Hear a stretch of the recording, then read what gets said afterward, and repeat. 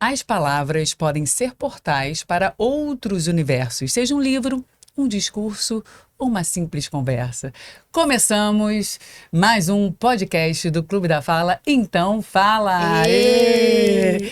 E hoje temos aqui um convidado inteligente, modesto, curioso e se apresenta no Instagram dele, que eu vi lá, como jornalista, escritor, blogueiro, professor, PhD em piadas sem graça. Mas depois ele vai falar sobre isso.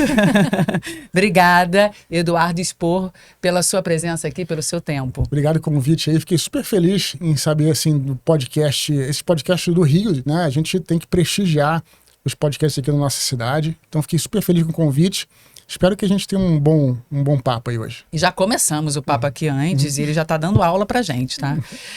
Bom, bem-vindos ao podcast do Clube da Fala. Meu nome é Laila Weintraub. Eu sou fonoaudióloga, professora de oratória, fundadora e CEO do Clube da Fala, que desde 2007 transforma a comunicação de pessoas para maximizar relações e resultados. Já atendemos mais de 20 mil alunos, mais de 100 empresas como Grupo Trigo, Bank of America, BYD, dentre outras, todas com o objetivo de capacitarem a comunicação de seus colaboradores, aperfeiçoar, porque é treino, tá, gente? Isso que a gente está fazendo aqui não é dom, é treino e prática. Então, se você quer um dia ser entrevistado, entrevistar, palestrar, liderar, faça o Clube da Fala, segue a gente, @Clube da Fala no Instagram, no nosso site www.clubedafala.com.br e fale com o nosso consultor para levar esse treinamento para dentro da sua empresa. Eu tenho certeza que você crescerá muito.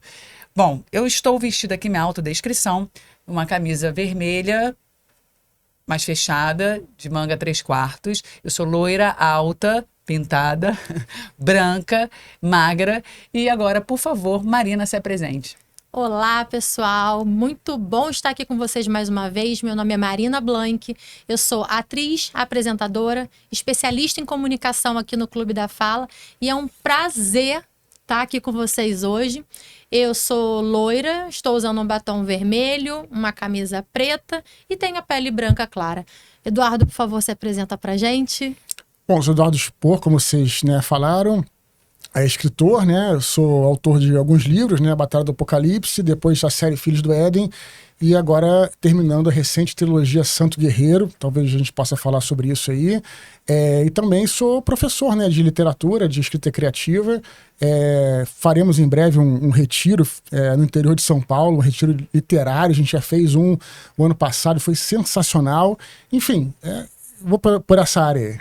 É só por essa área. Eu não sei qual é a extensão da apresentação, né? Mas a gente tende a falar, né, tudo, né? A nossa vida é muito complexa e cheia de meandros, né? Enfim, mas a gente vai desenrolando ao longo aí. E, Eduardo, faça a sua autodescrição, por favor. Bom, tô com uma camisa preta de social, né? Seria isso, né? Calça jeans, não sei se dá pra ver. Enfim, cabelo curto. Uma barba, não sei se tá grande, tá pequena, tá média, né? E é isso. Tenho profundas olheiras, porque na realidade, as pessoas brincam com isso. O escritor, a gente fala, né? Tem o escritor, muita gente pensa assim, o escritor é aquele cara que não trabalha, né? O cara que, enfim, é meio largado, tudo. Pelo contrário, eu sempre falo que o escritor é o sujeito que trabalha até quando tá dormindo. Né? Então, porque aquilo fica na nossa cabeça, né? Você não tem como diferenciar muito o profissional com o teu cotidiano, então aquilo fica, né? Você precisa criar e tem as ideias e tal. É claro que eu tento estabelecer uma rotina de trabalho, mas o escritor profissional mesmo, né? Saindo um pouco desse estereótipo do poeta que... Não, o escritor profissional mesmo trabalha muito. E a gente, né? Eu sempre gostei de acordar cedo. O problema é que eu gosto de dormir tarde. Porque se eu dormisse cedo... A conta não fecha. Então, assim, isso aí enfim, mas faz parte. Acho que tem a ver com a rotina do escritor. E é interessantíssimo, porque você é escritor, jornalista, podcaster e também mestre em storytelling. A gente ensina no Clube da Fala a arte de contar histórias, de como isso é importante na hora de se comunicar, porque prende, gera uma conexão emocional e a criatividade inserida nisso, maravilhoso. Ainda tendo disciplina, como você falou, a gente tem essa idealização de que o artista tem uma vida maravilhosa, que ele ama o que ele faz. Não. Tem muita disciplina. Você fala uma palavra importantíssima que eu não tinha vindo antes, mas você nomeou essa palavra e ela é essencial. Olha, os grandes artistas que eu conheço, né? Eles podem até ser meio malucos, meio doidões, mas a disciplina é algo que, inclusive disciplina para cumprir, digamos, compromisso, né? Isso tá no bojo, né? Se você não é capaz, se falta, atrasa e não é capaz, né? Então ainda mais porque o artista, em geral, não tem ninguém ali, um chefe que está pressionando ele. Né? Então ele depende dele próprio. E o fracasso de algum empreendimento dele vai ser o fracasso dele próprio. Ele não vai ter ninguém a quem culpar. Então é muito necessário você ter empenho e disciplina. Disciplina é uma palavra-chave. Eu acho que você tocou num ponto fundamental. Até para desmistificar essa coisa, né? Do escritor, como eu falei, né? Do cara mais... Claro que a gente tem que ser lúdico, sem sombra de dúvida, tem que ser sensível, né? Para escrever ficção, sobretudo ficção. Ficção tem que ter uma sensibilidade muito particular, que também dá para ser treinada, né? Não é só talento, né? O talento você pode desenvolver, mas a disciplina é algo extremamente importante. Você pensa que, às vezes, o cara que escreve um romance leva 1 ano escrevendo um romance. Muitas vezes 2 anos escrevendo romance. Imagina um indivíduo desse sem disciplina, né? Como é que ele se perde muito fácil no meio do caminho. Sim. Então, como é que você vai se manter, enfim, escrevendo e, sobretudo, se manter conectado com aquela história, não perder o fio da meada, porque a trama também a gente falou de ficção, é um passo tem a escrita e tem também a escrita de ficção, que você tem que escrever bem, ainda por cima ter uma boa trama, ter a sensibilidade de desenvolver bons personagens instigantes, personagens que o leitor se identifique. Enfim, pode ser que eu esteja falando demais. Eu também. Eu tô acompanhando mentalmente toda a linha de raciocínio, pensando em... Eu não conheço muitos escritores. Eu não sei se você conhece. Eu não sei se é uma profissão que é muito comum. Talvez a gente associe isso a um ambiente artístico. Sim. E aí eu estava conversando com uma outra pessoa, não me lembro de que veio esse assunto, porque a gente atende a Globo. E uma pessoa que trabalhou lá dentro falou: Laila, as novelas estão com dificuldade de se reinventarem porque a gente não tem escritor. E aí eu falei assim, gente, será que é raro encontrar essa profissão? Tudo bem que é completamente diferente de novela, de livro, ficção e tal, mas como que é essa profissão hoje em dia? Existe... Uma vez eu vi o Fernando Meirelles, né? O Fernando Meirelles, que foi diretor do Cidade de Deus, acho que foi ele. Fernando Meirelles, acho que o nome dele é esse. Ele falando que o que pega no Brasil justamente é o texto, é o roteiro, né? Mas nós temos excelentes escritores. O Brasil não tem a menor dúvida disso. O que falta, sobretudo, nessa área de audiovisual é ter justamente uma profissionalização do meio, né? Mas nós temos escritores excelentes, né? Sobretudo quando você está falando de romance, de conto, né? A gente tem, posso falar, começando dos clássicos mesmo, Machado de Assis, lá de trás em tudo, né? Enfim, até hoje em dia... Rubem Fonseca, Lígia Fagundes Telles, né? Clarice Lispector. Posso citar aqui até amanhã, né? Desde os clássicos antigos até hoje temos escritores excelentes. Mas eu acho que falta uma profissionalização desse meio. Porque se você pegar esses escritores mesmo, até os clássicos, muitos deles, até alguns viviam de escrita, mas tinham uma outra profissão, o que também não há nenhum problema. Não estou dizendo que são demérito, né? Mas ou eles eram, às vezes, embaixadores ou funcionários públicos. Então, isso não tira o mérito de forma alguma, mas quando você profissionaliza, você cria um processo, um ambiente profissional, e você acaba, né, introduzindo mais pessoas no meio. Por exemplo, nos Estados Unidos, né, isso é completamente diferente. Você tem profissionalização do meio da literatura, do meio do cinema. Roteiro de cinema nem se fala, né, tem até sindicatos, né, de roteiristas e tudo mais e tal. Enfim, eu gosto de pensar que eu estou fazendo um pouco da minha parte, claro que pequena ainda. Nós temos um podcast chamado Mini Pod Literário, que sai toda quinta-feira no Spotify, por exemplo. Lá a gente reúne um grupo, a gente lê muitos e-mails de escritores que estão começando e tal. Com os nossos cursos também a gente tenta reunir. A gente, claro que é um pouco, né? Não é aos pouquinhos. Mas são iniciativas assim que eu acho que já está fazendo a diferença. Que precisa de profissionalização e tal. Eu acho que é por aí. Eu acho que falta um pouco dessa profissionalização, insistindo pela terceira vez que isso não quer dizer que os não profissionais, digamos assim, têm uma qualidade pior. Tem uma qualidade boa, mas você criando, vou usar uma palavra meio controversa, mas digamos assim, uma indústria, não uma indústria, processo. Assim, um processo, né, uma coisa assim, eu acho que facilitaria, teria mais gente. Claro que ia entrar gente não tão boa, mas não tem problema. Aí o próprio mercado se regulariza, né? Enfim, quem é bom fica, quem não é, não fica, e por aí vai. Porque a gente alia muito essa questão a dom, como você falou, né? Não tem uma formação. Falando nisso, como que foi a sua história? Você sempre gostou de ler, de literatura? Como que você começou? Falou assim, você é escritor, jornalista? Eu acho que eu nunca falei, não. Na verdade, eu fui ver um filme quando eu tinha 6 anos de idade, ET, o Extraterrestre. Lembro. Bem antigo. Minha casa.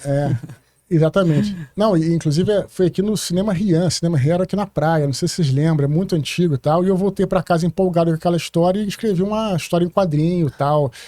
Que eu era um personagem, que tinha uma extraterrestre. Com 6 anos? Com 6 anos, história em e quadrinho. Você é um ET? Não, não, era assim, eu era um personagem e tipo quase como se fosse um filme, que eu fiquei tão encantado com o filme, aí eu inventei um extraterrestre lá, coisa de criança, né? E aí eu sempre gostei daquilo, gostava de desenhar, mas depois eu comecei a ver que muitos amigos meus desenhavam, e o que eu tinha de diferente em relação a eles, que eu gostava de ler. Sempre gostei de ler muito e escrever. Sempre escrevi para redação bem, jornalzinho da escola, tudo. Então eu falei, olha, eu vou entrar nessa área de escrita, né? Comecei a escrever mais ainda, tive professores de português que me estimulavam e tal. Então fui fazendo meus experimentos, fui praticando. Claro que muita coisa ruim, mas é assim que você aprende, né? Praticando, errando. Sempre escrevi muito, contos, né? Porque nem existia computador, escrevia em cadernos de espiral do colégio, aquelas coisas todas. E aí foi assim. Quando eu tinha, acredito que uns 15 anos, eu conheci o RPG, né? O RPG, que é aquele jogo, né? Muita gente fala do RPG, pensa em computador. Mas tem aquele RPG de mesa, que você tem fichas, dados e tudo mais e tal, e é uma maneira de você contar histórias também, né? Tem um jogador que é o mestre do jogo, que conta histórias e os outros têm personagens e interagem. Eu falei, aquilo ali foi uma maneira assim, de eu extravasar a minha criatividade, minha imaginação e tal. E aí, né, o próprio RPG levou também a mais literatura, mais texto e tal. E aí, quando eu trabalhava, a história é longa, né? Mas resumindo, eu trabalhava numa empresa de internet. Quando essa empresa de internet faliu, tem aquela história do estouro da bolha da internet, no início dos anos 2000, enfim. Eu lembro. E aí todo mundo ficou desempregado. Eu me lembro que eu fiquei 2 anos desempregado e eu falei, o que eu vou fazer? Eu não tinha um emprego, então eu vou arrumar um emprego para mim. Então, nesse momento, eu falei, olha, eu vou me concentrar a pegar todas as histórias que eu já escrevi e tal, vou criar uma estrutura, né, criar uma trama, né, e vou escrever um livro. E assim que eu escrevi, né, o Batalha do Apocalipse, que foi meu primeiro livro, fala de fantasia, fala sobre anjos, demônios, fim do mundo e tal. E aí nós lançamos o Batalha do Apocalipse por um blog, o Jovem Nerd, né, livro físico mesmo, mas ele estava abrindo uma lojinha virtual. O livro foi um sucesso já, independente. E aí, porque ele foi um sucesso independente, a editora Record veio falar comigo, olha, queremos, né, contratar o seu livro, tal, etc. Eu me lembro que a minha editora na época, eu até nem acreditei que era da Record. Eu falei, não, ela falou, me manda o livro para eu analisar. Eu falei, não, se você quiser, você compra na loja lá e tal. Não foi nem arrogância, mas é porque eu não acreditei. Foi descrença mesmo. Eu falei, não, isso aí, porque também tem isso, engraçado. Tem gente que quer se aproveitar e fala, me manda o livro de graça aí, porque eu conheço um editor, tal. Na verdade, às vezes o cara queria o livro de graça, né? Então eu já estava calejado, falei, não, então você compra o livro aí. Eu dei sorte que ela foi com a minha cara, não me achou arrogante, e aí comprou o livro, e aí o livro, né, trouxe o livro para a editora Record, e Batalha do Apocalipse foi o primeiro best-seller aí meu que teve em 2010, né? Já tinha sido vendido de forma independente na internet, e depois foi para editora, e foi para as livrarias, enfim, aí começou minha carreira, já tinha começado, né, mas começou minha carreira assim mais, né, vamos dizer assim, mais ampla, né, para um público mais amplo. Enfim, é por aí, eu não posso continuar falando. Mas Agora, uma curiosidade. tentei resumir um pouquinho aqui. Não, foi ótimo, gostei. Até para as pessoas se identificarem, Claro. né? O que é necessário para você trabalhar não somente um dom, mas o que profissionalização, como você falou, parar, prestar atenção, o que o mercado precisa, o que ele exige no momento, porque muda a todo momento. Você mesmo falou, tinha blog, hoje não se tem mais. Novas redes sociais surgiram. Tem um podcast que a gente nem... Antigamente era rádio. Isso aqui Era áudio, né? Áudio. E isso aqui, eu me lembro que eu dei algumas entrevistas na rádio, muitos anos já. E era parecido com isso aqui, né? Sim. E também todo esse processo, como passei por todo esse processo, me ajudou também a pensar, e é isso que eu falo nos meus cursos, né? Como é que você tem uma ideia, como é que você estrutura essa ideia, para depois começar a escrever o seu romance. Então, todo esse processo foi mais ou menos que eu passei, né? Eu tinha várias histórias de RPG que estavam ali perdidas e tal. Como é que eu faço para estruturar isso, né? Porque tem dois tipos de escritores, os jardineiros e os arquitetos. Os jardineiros, eles escrevem e deixam a coisa fluir, os frutos nascerem. Mas pode ser que você tenha um problema na frente que você não se enrola no final. E tem os arquitetos que planejam tudo, deixam tudo planejado antes de começar a jornada de escrever o romance, deixam tudo planejado. Então, é mais ou menos isso que a gente ensina, né? Os arquitetos, eles preparam tudo. Como é que você prepara umas peças de ensinam um escritor a ser um arquiteto. Fazer uma escaleta, né? Eu, particularmente... O que é escaleta? Desculpa. É um roteiro para você começar a escrever o romance. Então, o que vai aparecer em cada capítulo? Porque quando você tem tudo isso pronto antes, você não se perde no meio do processo. Porque você deve ter ouvido falar muito dos famosos bloqueios criativos. São problemas. Você tem um bloqueio, você fica lá 2, 3 semanas sem conseguir continuar e você perde o fio da meada. Mas se você tiver tudo já previamente, você não precisa ter, nesse documento, não precisa ser esteticamente bonito. Mas no capítulo 1 acontece tal coisa, no capítulo 2 acontece aquilo, no capítulo 3 acontece tal coisa. Se tiver aquilo tudo pronto, você vai compartimentando, né? Você vai colocando o processo de forma mais, né, diferenciada, e aí você consegue depois, você não para, você vai avançando com o seu processo de escrita, entendeu? Então é uma maneira de você se organizar, seguindo aquela coisa que a gente falou no início, de que isso também é disciplina. Isso é muito trabalho também. Tem a parte artística, mas também tem muito trabalho, né? Enfim. Eu perguntei para ele, antes da entrevista aqui, ele expor, que é esse nome bonito, imponente, alemão, descendente de alemão. Alemão é considerado um povo disciplinado. Até demais. Até demais. Mas falar nisso, a sua família te apoiou nessa sua escolha? Sim, na verdade, aí que tá. Não foi uma escolha assim que eu fiz de uma hora para outra, né? Eu trabalhava numa empresa, né? Essa empresa, ela faliu durante um período, né? Como eu estou te falando, e aí quando eu comecei a ver que eu conseguia ganhar dinheiro suficiente, né, para viver de escrita, aí eu fui fazendo essa transição, né? Eu até nem recomendo, tem gente que fala, Eduardo, legal, eu vou largar tudo agora porque eu quero ser escritor. Não faz isso. Faz parte também você ter esse período de transição, quer dizer, você fazer uma jornada dupla mesmo, né? Quer dizer, eu sempre amei escrever. Então, eu arrumava um tempo no meu dia, né? Trabalhava normalmente, chegava em casa, escrevia por 1 hora. Você escrevia todos os dias? Sim, todos os dias. Mas, gente, você não precisa escrever. Claro, hoje em dia eu faço um turno de trabalho normal, 8 horas. Mas se você escrever por 1 hora, você já... você consegue e tal. Mas não tem 1 hora. Poxa, mas o tempo que você fica no TikTok, no Instagram... Boa. Como é que tem você não ali, tem 1 hora? É só você olhar. Você tem 1 hora. A gente tem 1 hora. Se você quer fazer. Claro que quem não quer, tudo bem. Mas é uma escolha. Então, essas coisas todas, né, que a gente tenta passar pra galera. Enfim. É porque eu vi lá no podcast que seu pai é piloto, sua mãe é comissária de bordo, né? Nada a ver a sua profissão. Hoje eles são pelo menos viajar, você viajou bastante. Eu viajei muito, né? Isso também faz parte da minha história, né? Porque isso é importante para o escritor também, sobretudo para o ficcionista, né? Que é você ter uma visão tolerante sobre o mundo. Então, quando você viaja muito, você vê pessoas diferentes. Você às vezes porque você tá aqui, né? Moro aqui em Copacabana, eu sei tudo, conheço tudo, não dependo de ninguém. Quando você é jogado, por exemplo, sei lá, num rincão lá da Suíça, que ninguém fala nada, você tem que, né, falar, olha, pode me ajudar, por favor, não falo, eu falo inglês muito mal, você tem que se... O famoso se virar. Você tem Ela que se fez virar. isso, ela morou 6 anos nos Estados Unidos. Por exemplo, tem que se virar, né? Você não tem, então você começa a entender um pouco o outro, né? E as culturas que são diferentes, né? E tudo mais. E digo também outra coisa, não estou falando só de internacional, não. Cultura no Brasil, né? Quando meus pais se separaram, né? Meu pai, ele pilotava um avião chamado 737, que fazia voo pelo Brasil. A gente, né, para ficar com ele, eu e meus irmãos viajamos Quantos irmãos muito. você tem? 2. Nós viajamos muito com ele, né, na cabine lá e tudo, na época podia ir tudo, né? E a gente conheceu vários lugares do Brasil, né, desde do norte, né, enfim, nordeste e tal. E é interessante você conhecer, né, pessoas diferentes, culturas diferentes. E o escritor, ele tem que ter esse olhar tolerante sobre o mundo, porque senão... Porque você tem que pensar em criar personagens que são diferentes de você, né?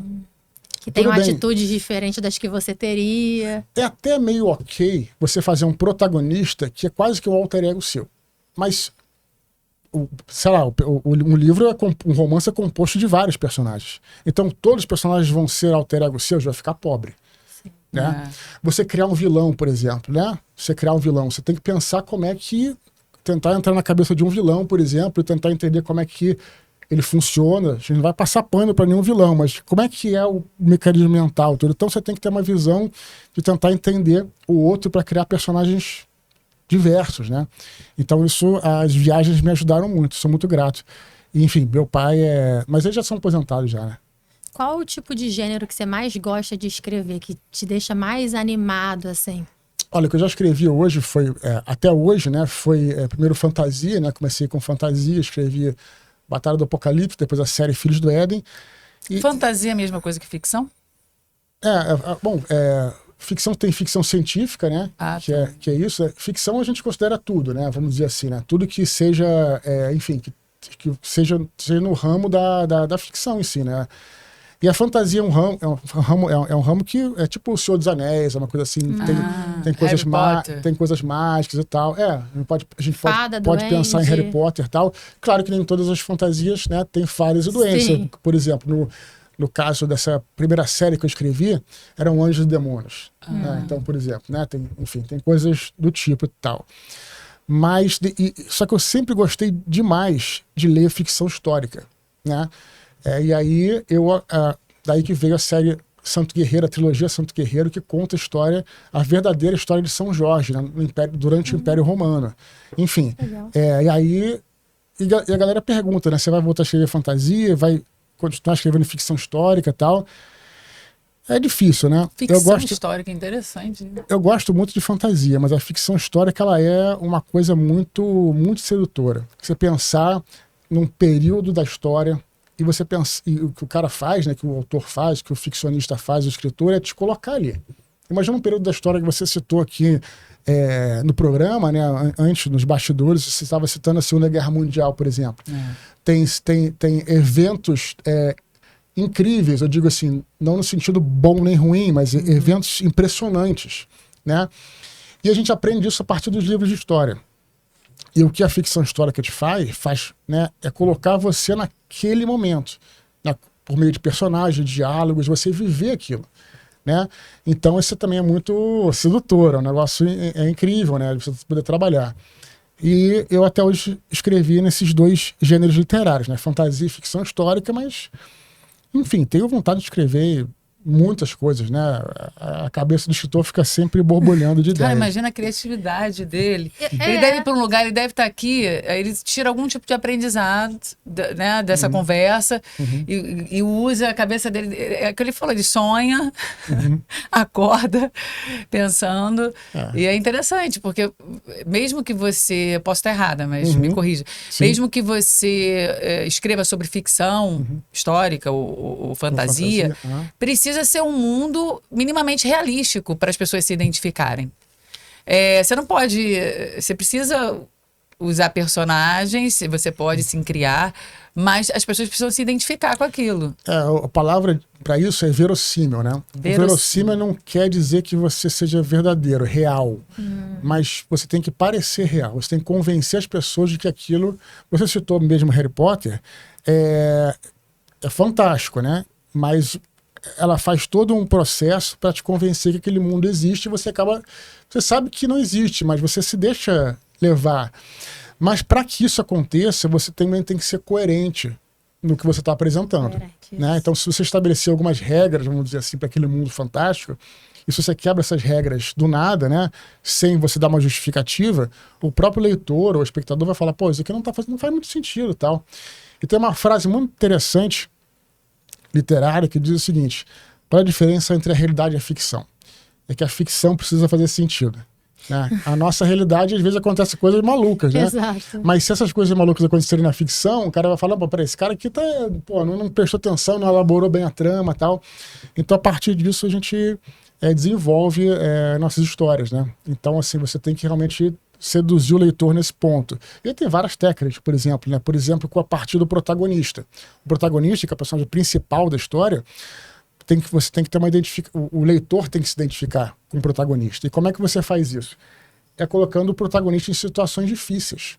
Que todo mundo fala, desafios. Eu quero fazer um protagonista que é o cara que faz tudo, que é o grande maioral, não sei o que e tal. Você pode fazer isso, mas o leitor não vai se identificar. Sim. Se o cara pode tudo, por que eu vou torcer por ele? Eu sempre brinco com isso.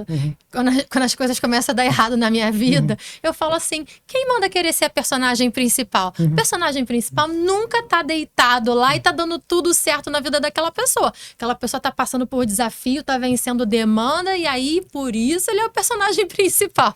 A gente chama isso em literatura de conflito, né? É o conflito que move a trama. Não existe uma trama sem conflito. Então você tem que colocar um conflito, o que aconteceu, e aí para aquilo ser resolvido, né? Técnicas de storytelling. Sim, são técnicas. A jornada do herói, né? Sim, é isso aí. Tem, se você for perceber, em todo livro ou filme, tem que ter esses verdade, altos e baixos. Você citou a jornada do herói. A jornada do herói é apenas uma das várias técnicas, né? Mas tem várias, inclusive.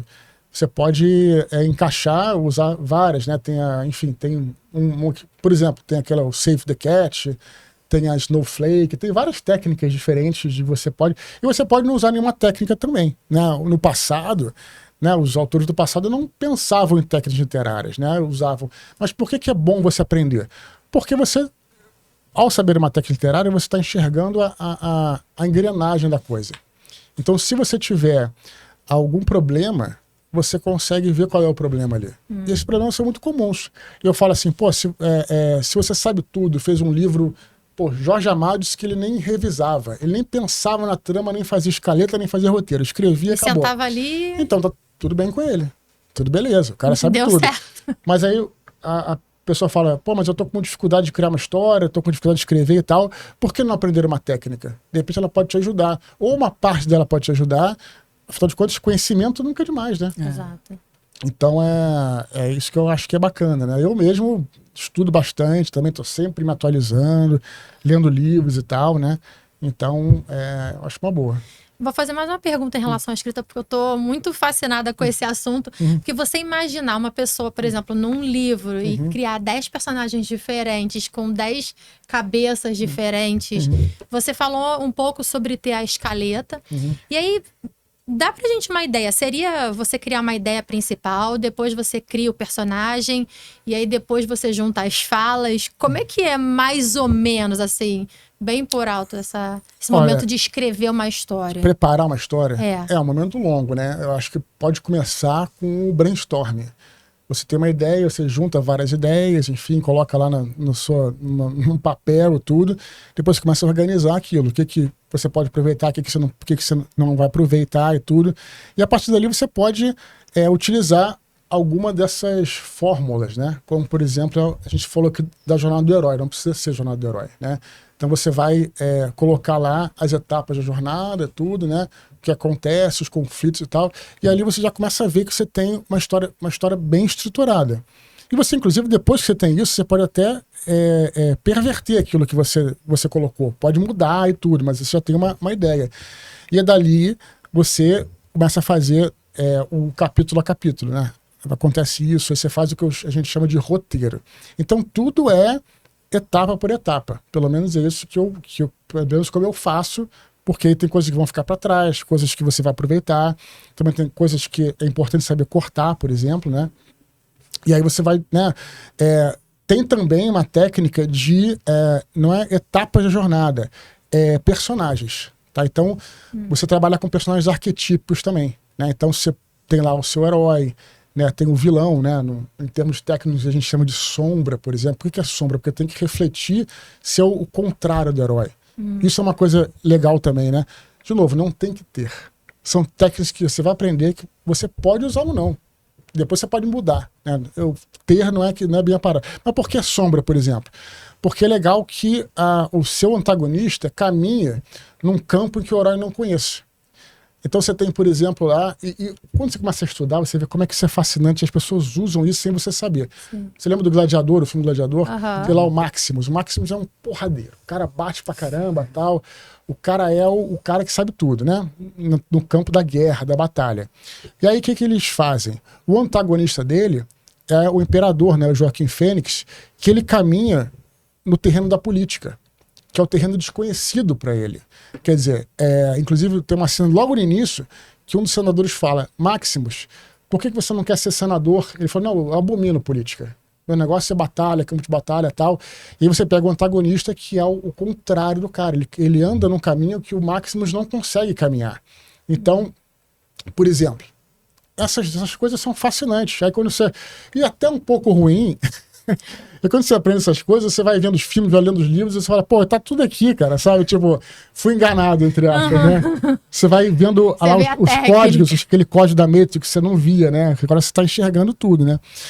Então, enfim, aí tem vários personagens arquetípicos, como, por exemplo, o mentor, né? Que tem uma função na história, que é trazer o compromisso do personagem para aquilo. Enfim, tem vários. E aí você vai desenvolvendo personagens, vai desenvolvendo etapas e tudo, e você consegue chegar numa estrutura onde você dali vai escrever, que aí já é outro processo, que é o processo de escrever prosa, que é difícil, para mim, a parte mais difícil, que é você ficar concentrado mesmo. Você precisa realmente. Quando eu tô escrevendo, entrar em estado de flow. Você tem que entrar. Por exemplo, você falou no negócio de personagem, né?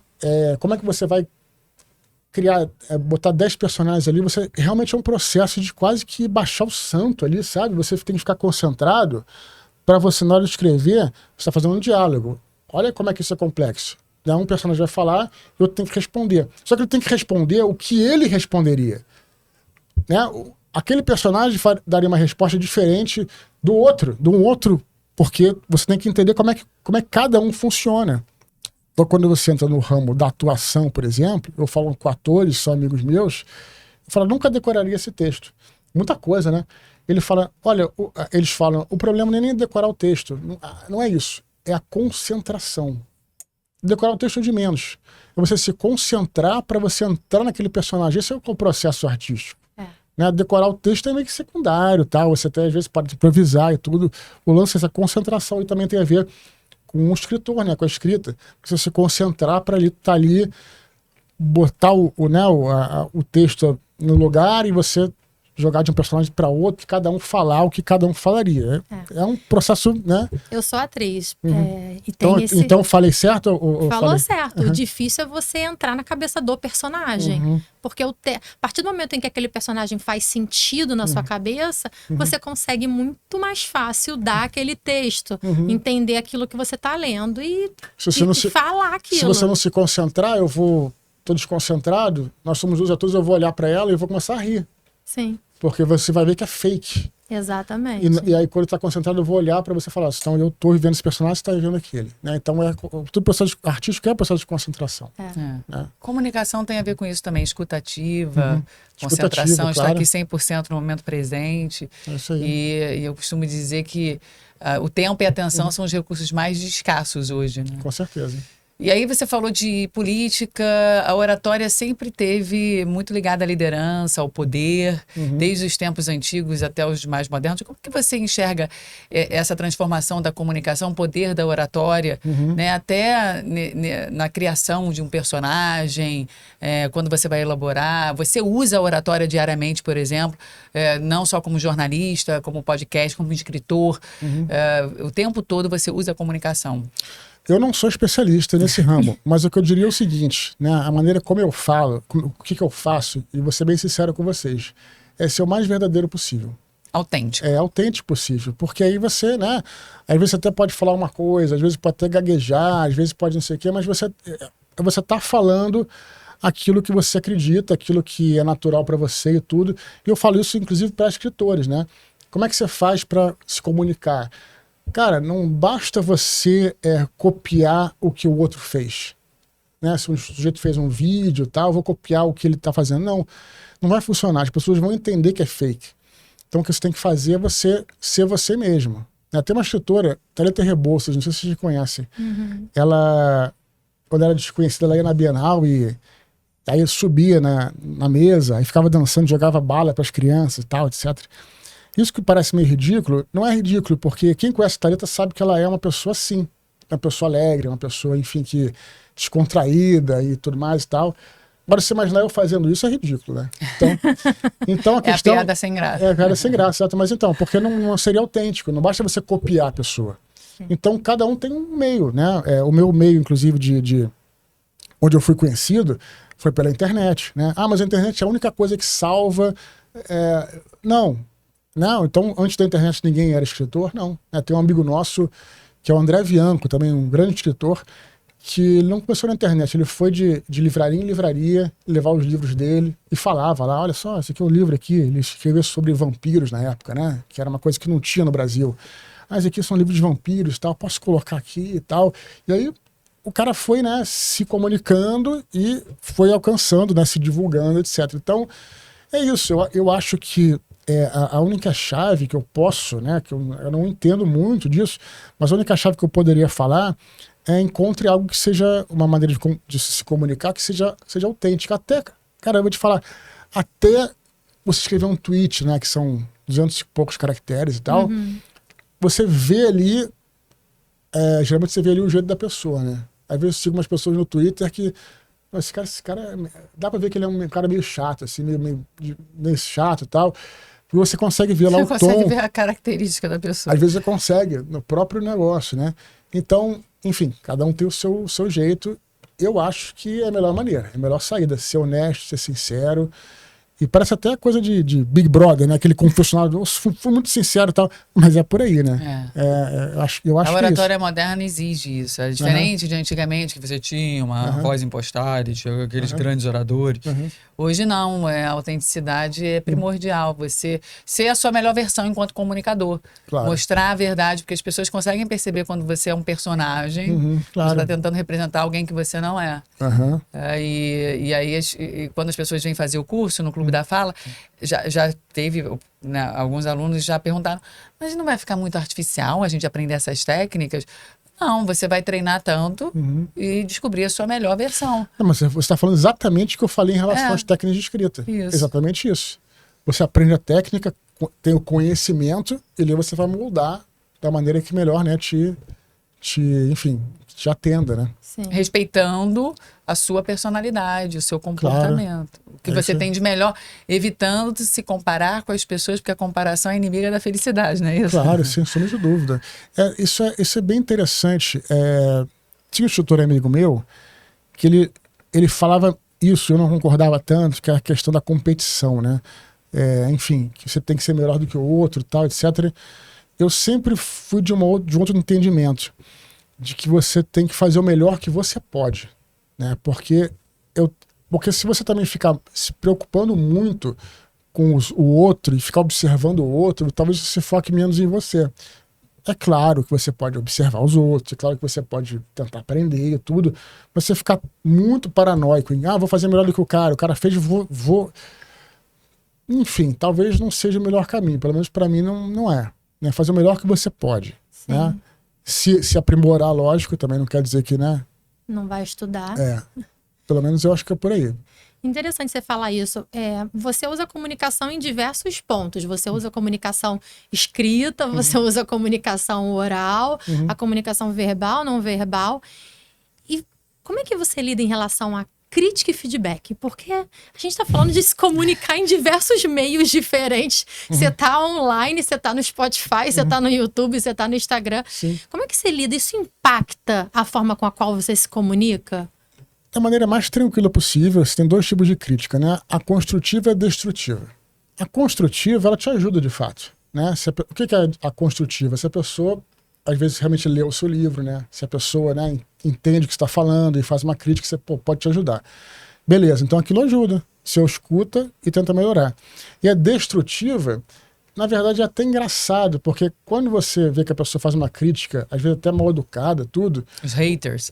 O que você tem que entender é que isso não tem nada a ver com você. Isso tem a ver com a pessoa.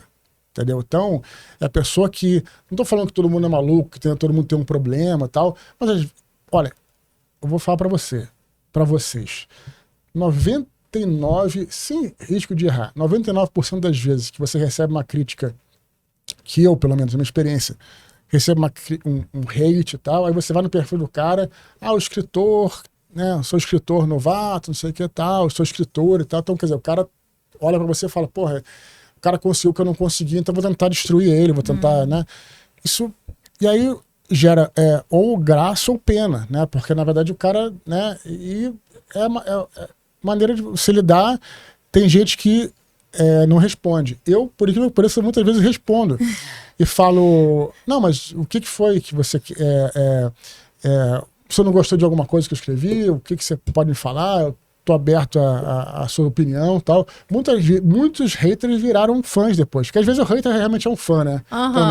Sim. Mas muitos viraram fã, porque você você quebra o cara, né? Porque o que ele quer é que você, né, te transmitir, ele tá tendo um dia péssimo, quer que você tenha um dia péssimo também. Mas aí quando você vê que você tá tendo um dia bom, você, enfim, você às vezes quebra o cara, muda o cara, né? Então eu acho isso uma coisa mais simples possível, de verdade, assim. E também tem a questão de você estar seguro com o que você faz. Claro que todo mundo tem que se aprimorar, todo mundo tem que melhorar, ninguém sabe tudo de tudo. Não estou me colocando dessa maneira, de forma alguma. Mas está seguro do que você fez, você fez o melhor que você pôde, né? Então, se você estiver inseguro, você vai estar aberto a realmente o cara me criticou, será que realmente eu fiz? Não, eu fiz o que eu pude, fiz o melhor. Então, você está completamente blindado disso, né? Então, é assim que eu lido com as críticas. Nunca tive, assim, problema pessoal, não, assim, já tive muitas críticas e tal, a gente lida dessa forma. Mas também existe, como eu falei, insisto, as críticas construtivas. Quando eu escrevi meu primeiro livro, Batalha do Apocalipse, muita gente criticou os diálogos. E eu falei, realmente eu posso melhorar. E comprei vários livros de diálogo, estudei e tal, e gosto de pensar que eu melhorei, de fato. Com críticas boas, né? Eu trabalho com comunicação há mais de 20 anos e peço a opinião dos meus colaboradores, né? Eles assistem podcast, por exemplo, porque você acaba tendo que desenvolver dentro da comunicação novas habilidades. Isso no podcast não existia. E para você se tornar bom em alguma coisa, você tem que praticar, por mais que você saiba as técnicas. E aí eles falam, Laila, poxa, naquele episódio tal, você podia ter falado isso, ou sentir falta disso, ou mais naturalidade, ou não sei o quê. E aí eu fui mudando e falei assim, obrigada pelo feedback. Vamos evoluindo, né? Outra coisa que tem que entender também, muitas críticas construtivas também, você tem que saber distinguir. São construtivas, mas às vezes o que você fez não tá ruim. Mas e o cara não tá fazendo por mal, mas ele tá falando uma coisa que ele... Como é que ele faria? Como é que ele gostaria que fosse? Então você tem que saber separar isso, né? Eu entendi que você gostaria que fosse assim, mas a minha decisão foi essa, né? Talvez no futuro possa mudar, enfim. E para mim, eu acho que eu consigo lidar bem com isso. Agora, você falou aí de escolha de personagens, de comunicação clara, de coesão, coerência, porque tem que ter, ao escrever uma história, ao falar também, o domínio da língua. Claro. É importante. Isso tudo você foi estudando ao longo da sua trajetória e aprendendo e colocando em prática? Como é que foi esse processo? Acho que na comunicação, na literatura, é a melhor maneira de você ler muito, né? Você lê e lê com um olhar interessado, então você acaba aprendendo tudo. E eu não acho que você, por exemplo, precise, para escrever, saber aquelas coisas, né, do... oração coordenada, adversativa, aquela coisa toda, você não precisa mais, você tem que saber regência, por exemplo, tem que saber concordância, tem que saber escrever, e tem que ser, mais importante é ser interessado, porque às vezes você vê um texto com, por exemplo, alguns erros de português. Pô, hoje em dia você está usando o Word, o próprio Word corrige, pô, sabe? Então, assim, aí você tem que tomar cuidado, porque aí já é uma questão de às vezes parece um descaso que você tem, né? Parece que é um desleixo, vamos colocar assim. Isso não pode ocorrer, né? Você pode, de repente, ter um erro de digitação, coisa assim e tal. Então, nesse campo da literatura, eu acho que a melhor escola é a leitura. Eu falo isso, parece que eu estou falando óbvio, mas eu vou falar para vocês, tem escritores, ou pretendo escritores que não leem, não gostam de ler. Eu ouço isso às vezes, né? Eu por exemplo, eu gosto muito de jogar videogames. E aí o cara, né, entende que para ele escrever criar um videogame, um jogo, tem todo um processo, estúdio e tal. Então ele vai, vou escrever um livro. Só que o cara não gosta de ler. Deixar até claro que não tem nada contra videogame. Eu acho um barato. Aliás, a indústria de videogame é um troço incrível e que fatura mais do que o cinema, inclusive, né? Não tô falando isso. Mas se você quer ser escritor, você tem que ler livros, né? No caso, se você quer escrever um romance, um livro de ficção, você tem que ler, né? Você até nem precisa ler tudo, né? Você tem que ler, é obrigado a ler os clássicos. Às vezes não, né? Mas você tem que gostar de ler, pelo menos aquilo que você vai escrever. Tem que ter essa vivência com a literatura. Você não tem como fazer nada se você não conhecer o campo que você exatamente. Fazendo uma analogia com a comunicação verbal, é a mesma coisa. É treino.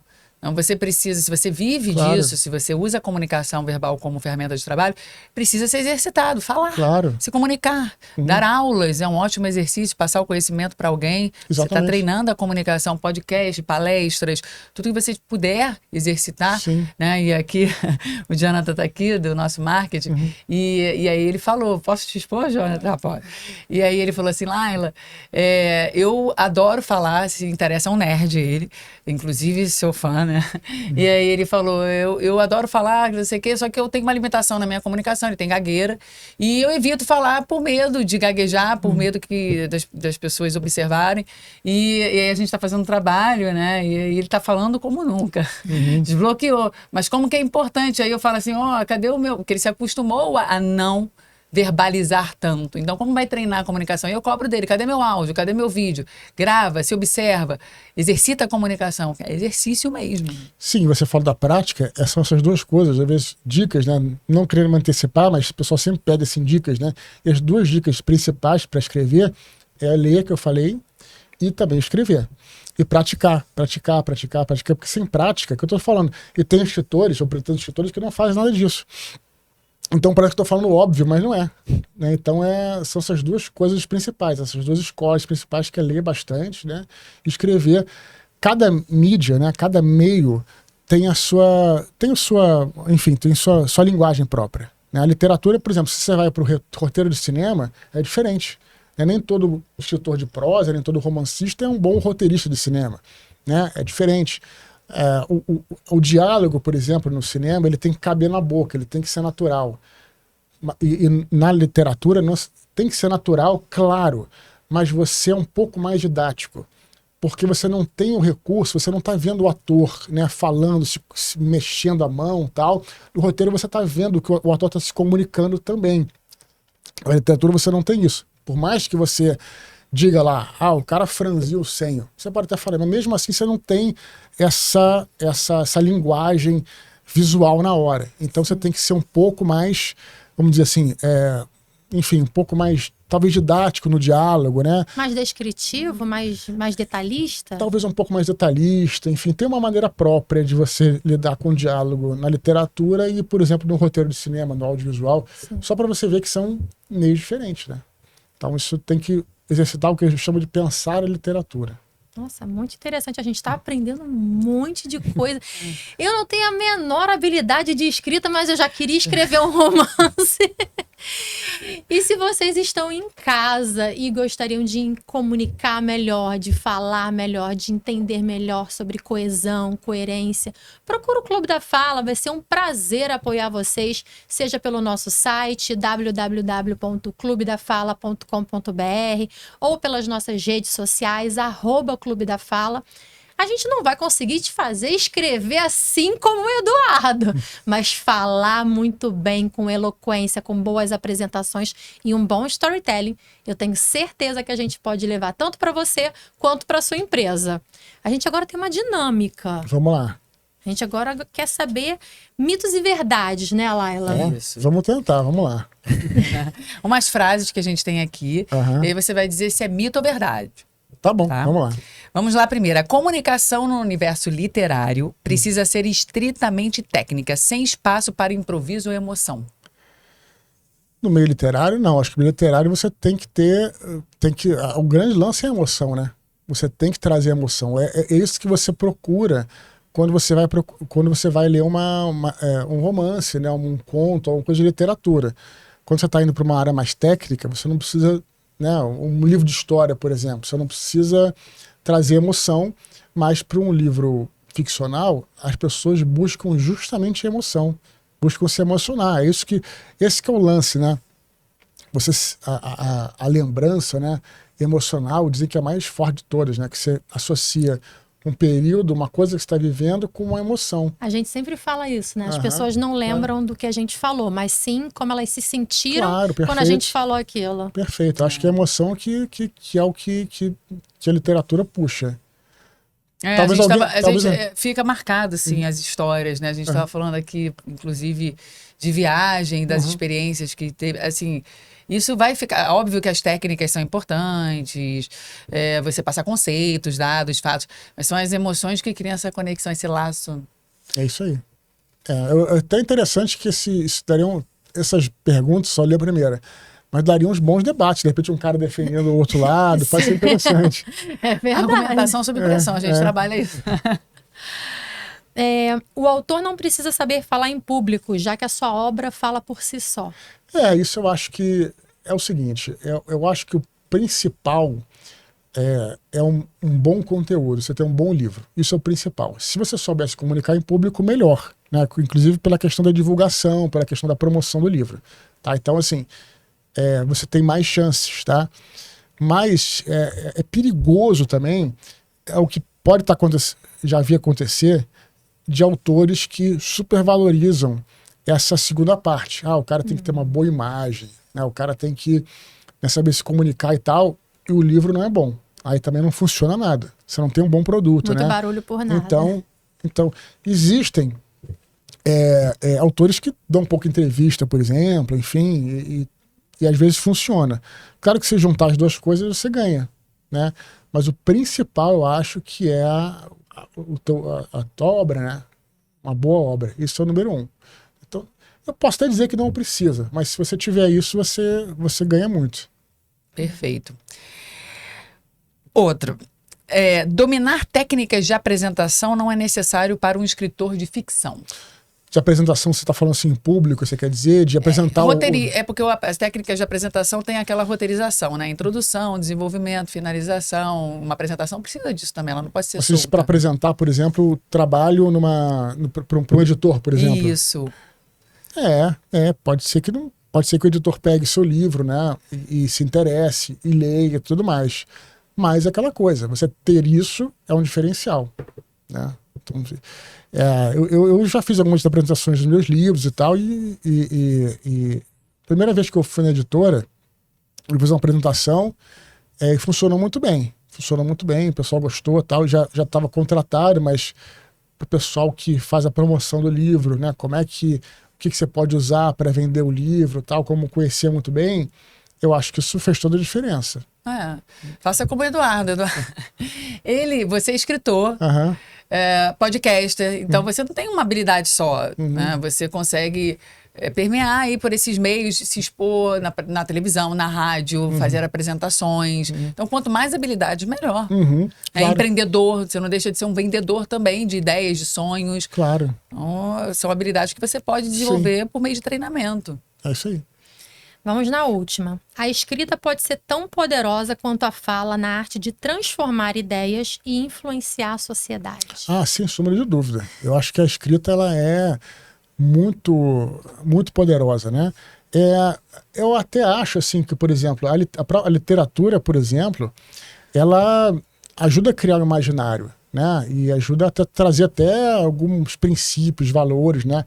Quando você pensa na Grécia Antiga, por exemplo, não tem como você não pensar na Ilíada, na Odisseia, né? Que são documentos que se somam ao estudo da história, se somam à arqueologia, enfim, você pensa no Brasil, por exemplo, você tem o Érico Veríssimo, né, que escreveu O Tempo e o Vento, todas aquelas histórias ali que ajudaram também a solidificar o imaginário regionalista ali do Rio Grande do Sul, né? Então, a literatura tem um poder muito grande nesse sentido. E nosso poder de contar histórias tem que ser valorizado, sem dúvida. Com certeza. Então leiam mais, porque isso faz parte, isso faz a gente crescer. Claro. E eu acredito que com o advento aí das redes sociais, da tecnologia, não sei se as pessoas estão desenvolvendo tanto esse hábito da leitura. Eu gosto de usar uma frase que é o seguinte: invistam na leitura. Invistam na leitura. A leitura é um investimento, entendeu?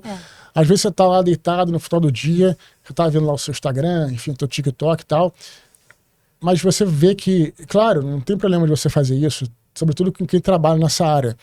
Mas se você tirar um tempo, uma hora para você ler um bom livro, também tem isso também, um bom livro, você vai ver a diferença, você vai ver... A literatura é um negócio que a gente pode falar durante horas aqui, dos benefícios da literatura, né? Porque quando você está lendo, você também está, por exemplo, na ficção, você tem que fazer um esforço, um bom esforço para imaginar o que está acontecendo. Tudo isso ajuda você a desenvolver, enfim, o seu intelectual, o seu raciocínio, né? Pensamento crítico, por exemplo, né? Você, enfim, pensa naquilo e você, enfim, reflete. Então, a literatura, eu falo, invistam na leitura. É um investimento que você traz para você. Bons livros também, né? Enfim. Muito bem.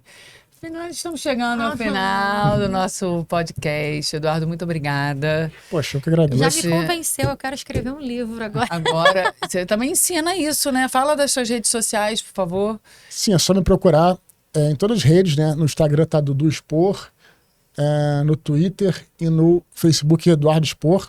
Tem o site eduardoexpor.com.br que junta tudo lá. E em breve, né, faremos um retiro literário.